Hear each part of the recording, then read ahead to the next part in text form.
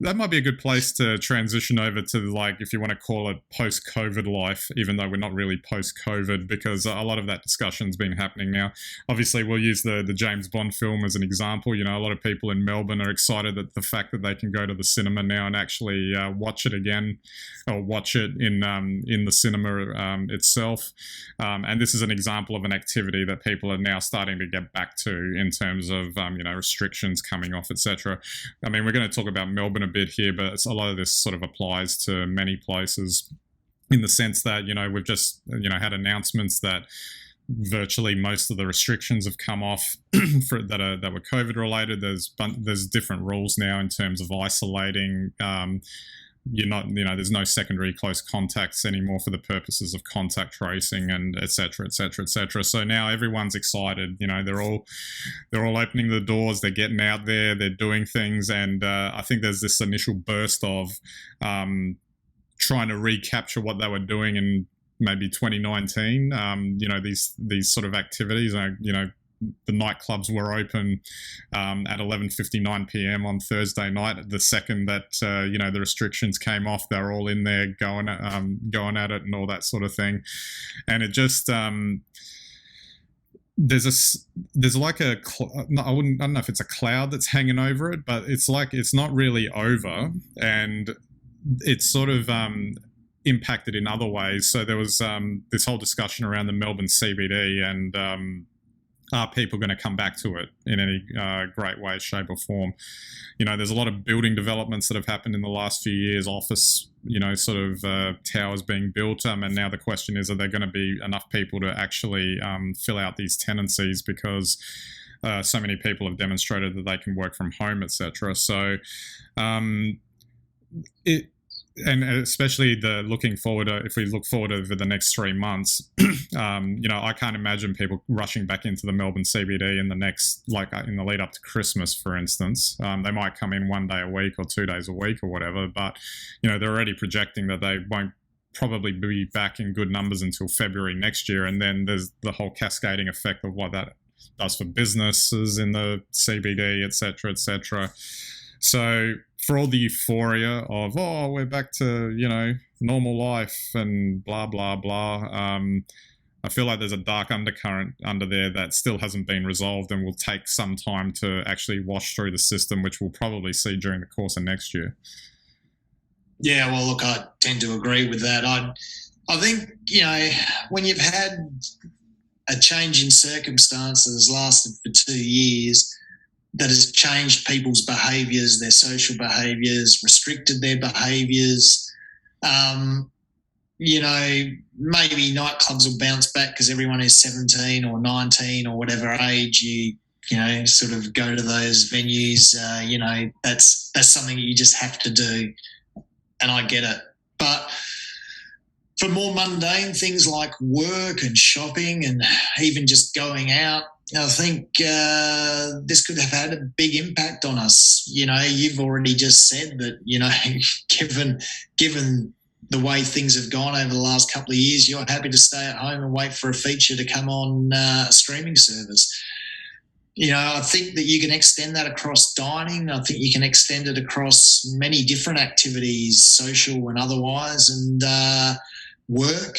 And I don't know, I think over the next 2 or 3 years, we're going to see some very interesting trends emerge. And I think as some restrictions are lifted, you might see that people don't go back to doing what they were doing in 2019. It's like the ultimate habit breaker in a way. And I think the thing that is maybe potentially being underestimated a little bit is the fact that it may have broken a lot of people's behavioural patterns and habits, like you've said. Why do I have to, do I have to go to dinner at this place? Do I have to go, for Friday night drinks all the time unless I really want to? Do I have to do, do I have to get a takeaway coffee every morning? That's right. These are all just like little things, but if you start adding them all up, it actually ends up having a significant impact on the economy, the lifestyle.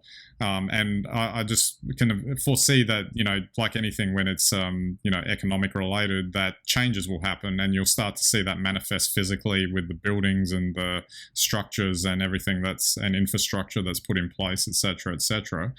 And it's truly like interesting. Like, to me, I actually, if you want to see it as a positive, I actually kind of like that these habits have been broken, that the lifestyle, for lack of a better term, that we were kind of on a train that was going real fast, and that's just how life was, and then it just kind of abruptly got cut off, and you can rethink a lot of how you do things now.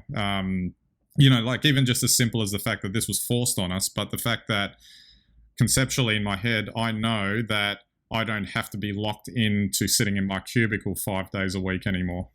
Like, that's a big one. That's a real big one for a lot of people. And I think now what's interesting about that is not only that, is that, everybody, just about everybody who can, has proved that they can work from home, and while there might be an argument that you still need to be in there 2 or 3 days a week, the argument that you need to be in there 5 is pretty much diminished. So, yeah. You hear terms like the Great Resignation. And I think also now people demand more flexibility. They will want to work from home as appropriate. They've shown they can. These are huge changes, and new business cycles will spring up around this. New services will spring up around this, and I think that will, that'll play out in unexpected ways that are exciting and probably sort of play into sort of a future state that, maybe is a little bit cleaner, greener and sustainable. Yeah, absolutely. I guess one last thing I wanted to touch on was, and maybe it's just me, I feel like there's a sense of you can take a bit more control over what you actually want to do. So the only way I can really describe that is, if you think of going into the office 5 days a week, for instance, you had to do that because that was what was stipulated and required. Now that you don't, assuming, of course, the employer has decided that that's okay, because there are probably some outliers that don't think that that's okay. But a lot of actually, people have brought this on board. You break that cycle. And just as a day-to-day, week-by-week thing, you can be doing different things at different times in different environments, and it feels a bit more like, I don't know, maybe a bit of a sense, more of a sense, if anything else, whether it's reality is a different thing, that you have a more individual choice in terms of how you go about your day. Like, all of a sudden, instead of knowing you have to be, in a place at a certain time every single day, you might not be there at that time every single day, kind of thing.